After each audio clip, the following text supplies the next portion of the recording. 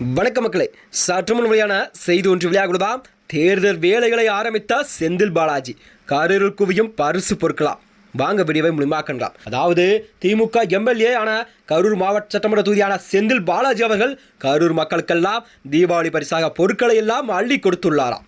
அதாவது சட்டப்பேரவை தேர்தலுக்கான வேலைகளை இப்போதிருந்தே தொடங்கிவிட்டார்.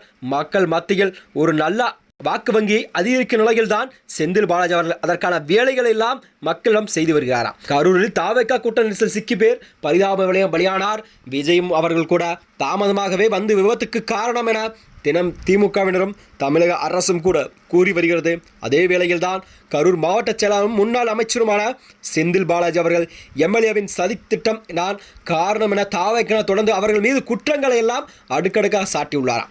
கரூர் சம்பவம் என்பது நடந்தவுடன் செந்தில் பாலாஜி மருத்துவமனைக்கு விரைந்து வந்தது எப்படி, அவருக்கு இப்படிப்பட்ட ஏற்பட போகிறதா என்பது முன்கூட்டியே தெரியுமா என தாவேக்கான பல கேள்விகள் எல்லாம் திமுக அரசின் மீது பல அடுக்கடுக்கான கேள்விகள் எல்லாம் முன்வைத்தார்களாம். அதாவது பதிலளித்த அதற்கு பதிலளித்த செந்தில் பாலாஜி சட்டப்பேரவை தேர்தலில் பணிகளை இப்போதிருந்தே ஆரம்பித்து விட்டாராம்.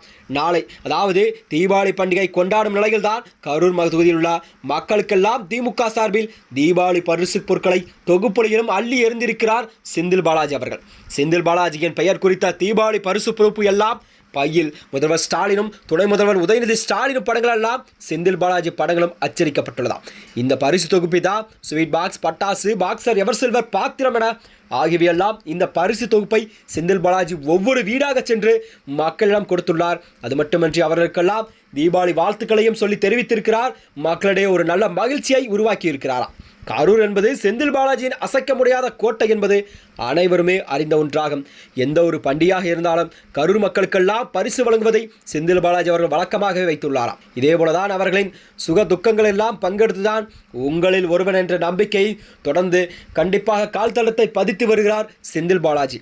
கரூர் சம்பவம் தமாக செந்தில் பாலாஜியை குறை சொன்னாலும் கூட சம்பவம் நடந்தவுடன் மருத்துவமனைக்கு ஓடி வந்தும் பாதிக்கப்பட்ட ஒவ்வொரு வீட்டுக்கும் சென்று தனது ஆறுதலை தெரிவித்துள்ளார். அது மட்டுமின்றி அரசின் நிதி உதவிகளை அளித்தும் என் கரூர் மக்கள் கண்டிப்பாக தன்னை விட்டு விலகாமல் பார்த்து கொண்டார் செந்தில் பாலாஜி.